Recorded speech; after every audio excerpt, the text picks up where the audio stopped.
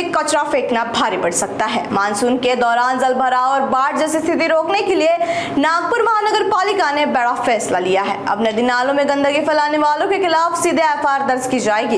इसके साथ ही बार बार अतिक्रमण करने वालों पर भी सख्त कार्रवाई होगी।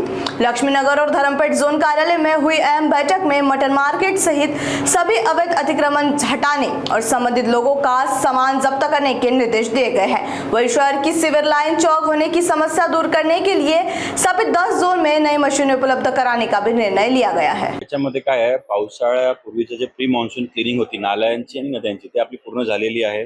पण जेव्हा आम्ही ती नाला सफाई करतो त्याच्यामध्ये आम्हाला जेव्हा ते आम्ही गाळ काढतो त्याच्यामध्ये आम्हाला प्लास्टिकच्या बॉटल्स, काचेच्या बॉटल्स, आपले कपडे, टेक्सटाईल हे सगळं भेटत असते। त्यामुळे काल त्या अनुषंगाने आपण नागरिकांमध्ये अवेअरनेस करण्यासाठी काल आपण जे सॉलिड वेस्ट रूल्स आहे नवीन त्याच्या अनुषंगाने आपण एक वर्कशॉप घेतलेला होता। त्याच्यामध्ये कॉर्पोरेशन आणि नागरिकांची दोघांची जबाबदारी आहे आणि घाण रस्त्यावर किंवा गार्बेज व्हलनरेबल पॉइंट किंवा कुठे खुल्या जागेमध्ये किंवा नाल्यामध्ये फेकणं हे ॲज पर ॲक्ट अलाउड नाही आहे। त्यासाठी आपण एनडीएस पथक जे आपलं आहे न्यूसन्स डिटेक्शन स्क्वॉड त्यांना आपण आता कामाला लावणार आहे आणि त्याच्यामध्ये जर कोणी अशा चुकीच्या ठिकाणी तुम्हाला जे जागा ठरवून दिली आहे, आमच्या गाड्या घरोघरी येतात त्याच्यावर तुम्ही कचरा द्या। जर तुम्ही कुठे असं खुल्यावर फेकताय त्याच्यामध्ये एक तर मॉनिटरी फाईन पण करणार आणि तिसऱ्यांदा जर त्यांनी असं केलं त्याच्यावर आम्ही कारवाई सुद्धा आम्ही त्याच्यामध्ये फौजदारी स्वरूपाची कारवाई करण्याचा पण आता विचारधीन आहे। त्याच्यामध्ये आता मेयर मॅडम सगळं बसून आम्ही ते स्ट्रॅटेजी आता ठरवणार आहे।